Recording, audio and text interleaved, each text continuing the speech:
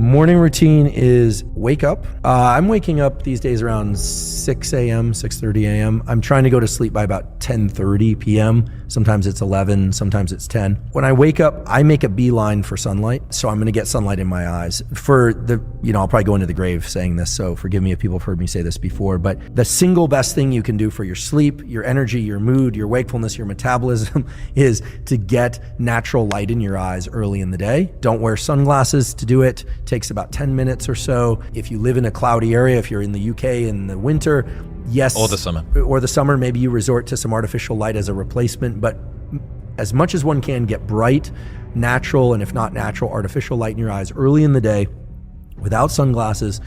Contacts and eyeglasses are fine. Don't try and do it through a window or windshield. It's going to take far too long. This sets in motion a huge number of different neurobiological and hormonal cascades that are good for you, reduces stress late at night, offsets cortisol, a million different things really that are good for you. So I get that. And yes, sometimes— Is that a walk? Doing a little walk? Ideally that would be a walk, but sometimes we'll just go into the yard and have some coffee and soak in whatever sunlight through the clouds. If it's a cloudy, overcast day, it might be 20, 30 minutes. If it's a very bright day, it might just be a few minutes. But really the quality studies on humans that have looked at this say try and get as much natural light as you can in the morning hours, whenever it is that is for you, especially the first 3 hours after waking. If you can work outside, great. If you can get near a window, because as opposed to just in a dark conference room, that's better. But if you can get outside, that would be fantastic. So I get sunlight.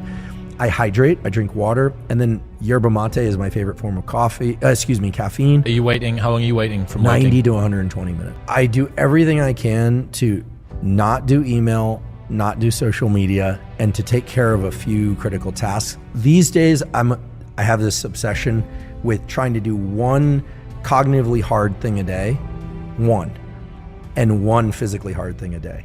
Now, not extreme physical, not David Goggins level workouts or anything, but in that 90 minutes, I'll typically try and read a research article start to finish, or I'll work on a document that I might be doing a grant or a research paper, or planning a podcast or researching a podcast.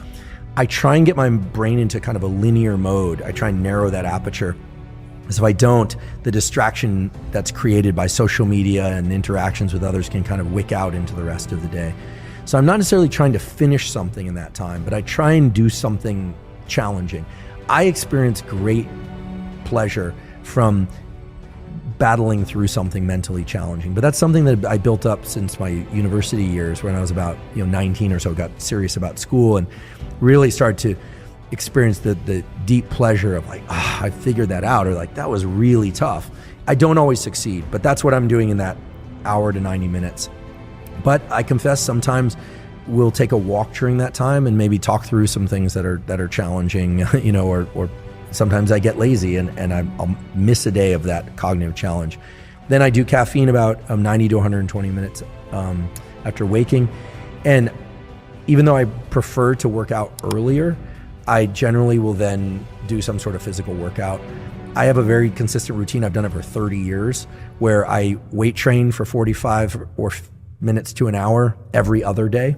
And occasionally I take an extra day off. And occasionally, due to travel or other commitments, I'll occasionally double up 2 days and then take 2 days off. Yep.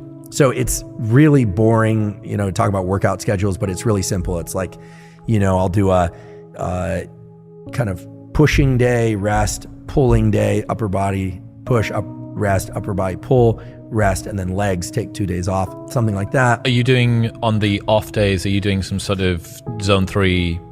Always jogging or skipping rope. Those are my favorite forms of cardio. Sometimes swimming, but typically I'll go running for 30 to 45 minutes.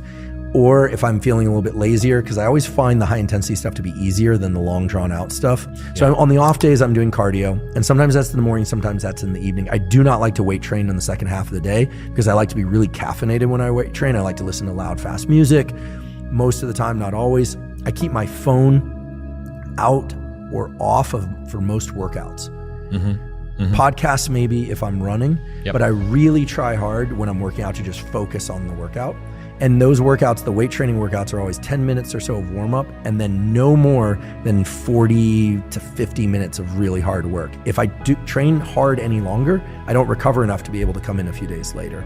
And when I train that way, I generally make pretty consistent progress. And you're taking yourself up until, what's that, probably maybe 10, 30, 11 a.m., something like that? Yeah, and then I'll eat my first real meal. Now, occasionally I'll wake up really hungry if I didn't eat that well the night before. Yeah. But typically after I train, I'll eat. I like oatmeal after I train. Oatmeal, fruit, some fish oil, protein drink, and then maybe 90 to 120 minutes after that,